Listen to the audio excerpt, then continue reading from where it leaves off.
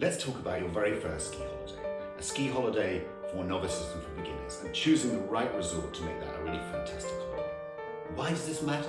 It matters because you're likely to pay way over the odds if you get this wrong. And more importantly, you may have a ski holiday that you don't really enjoy and possibly even puts you off skiing completely.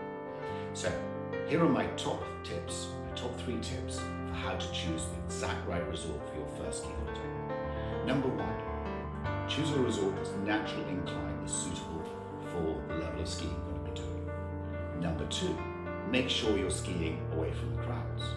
And number 3, don't pay for huge amounts of infrastructure you are never going to use on your first ski holiday. So let's break those down and get a little bit more detail. Number 1, the natural incline of the slope. The natural incline of the slope is a function of the mountain it's on. And all of the really big popular resorts will naturally have quite a lot of steeper ground. And you can make bunny slopes and you can make intermediate slopes on steeper ground, but they will tend to have difficult full lines that will make navigating that slope for you as a beginner much, much harder. So by selecting a resort that is naturally on the beginner intermediate level, you will be able to ski straight down the mountain with a simple and understandable full line that you'll be able to practice all your techniques on without always being drifting to one side or the other. Number 2, looking for a place with fewer crowds. This is so important because you're going to be going on your lesson and learning techniques, and you're going to need space to be able to practice those techniques.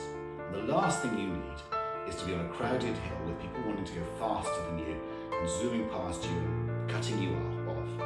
But also, crowded resorts get overskied, and then the snow becomes choppy and icy and difficult to do. So we need to find a really uncrowded resort to give you the space to develop your techniques and learn. And number 3, some of these resorts are very expensive, not just in terms of the lift price that they're charging, but in terms of everything else that goes along, including the price of a pizza or a beer or whatever it is you want.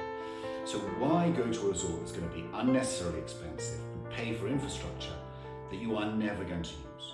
So by finding a smaller resort, we're paying less for all the peripherals like the beer and the pizza, we're paying less for the lift pass, but we're also going to be in an area that's less commercial, and it's going to mean that you can find instructors that are going to treat you properly rather than just be put in a huge group of people that are going to snake down the hill together. So you're going to get better instructors. So with these 3 little top tips, I think you can find a much better ski resort for your very first outing at skiing and have a better experience, and no doubt go again the next year.